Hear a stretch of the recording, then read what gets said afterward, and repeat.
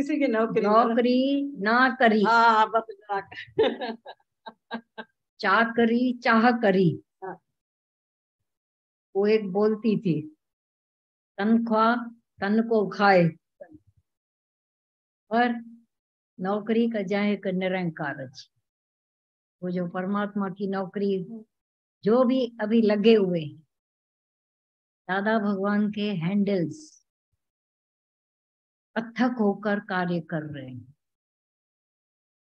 अब जब अथक हैं तो फिर और वापसी की कोई जरूरत ही नहीं रहती है। मेरे को कोई थैंक्स भी देवे, मेरा कुछ माने, क्योंकि शक्ति परमात्मा की है। सब जगह परमात्मा की शक्ति, अगर थोड़ी ऐसी खिंच जाती है शक्ति, दौड़ नहीं सकते हो, भाग नहीं सकते हो, कैसे तुम चिल्ला कर कहते हो कि मैंने ऐसा ऐसा काम किया, मेरा नाम क्यों नहीं है?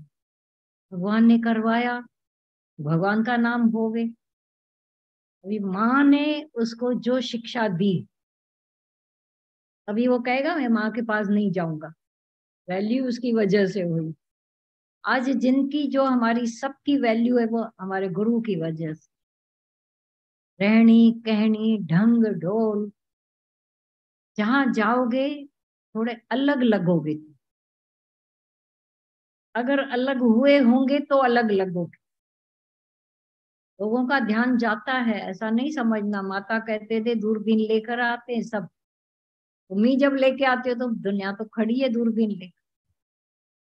उसने ऐसा बोला, गुस्सा तो नहीं आया, झगड़ा तो नहीं किया, घर में कुछ हालत आई कैसे फेस किया, कैसे मुंह दिया, सब देखते हैं। तो हमारी रहनी पहले पहले देखी जाती।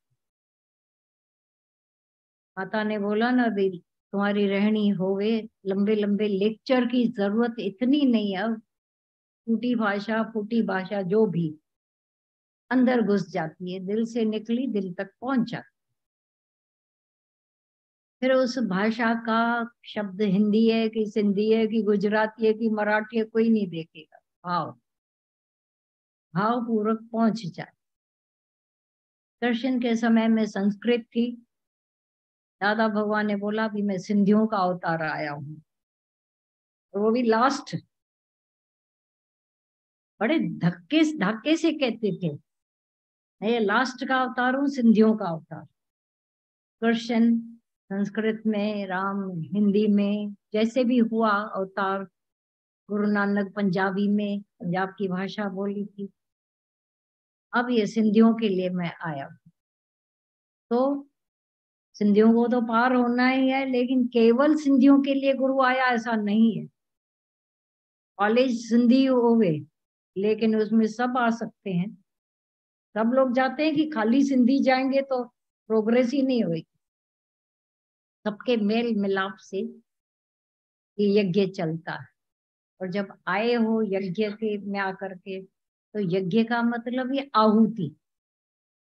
यज्ञ कुछ और नहीं चाहता है, आहुति, अहंकार की आहुति, जो बंद कर बैठे थे उसकी आहुति।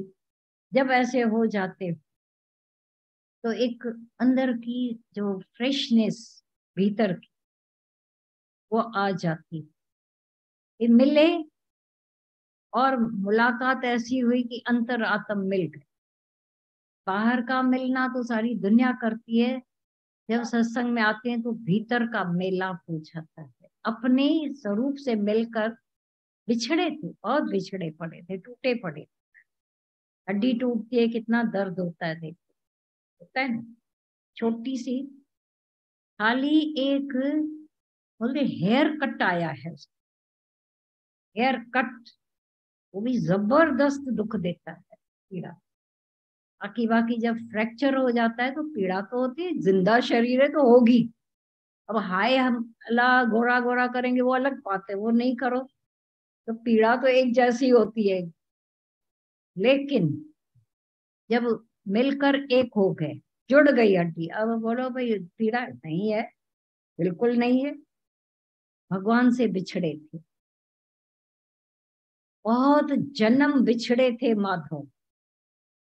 टूटे पड़े थे, जल रहे थे, क्रोध में आ रहे थे, रो रहे थे, सब बिछड़ने की निशानियां मिलकर एक हो गए।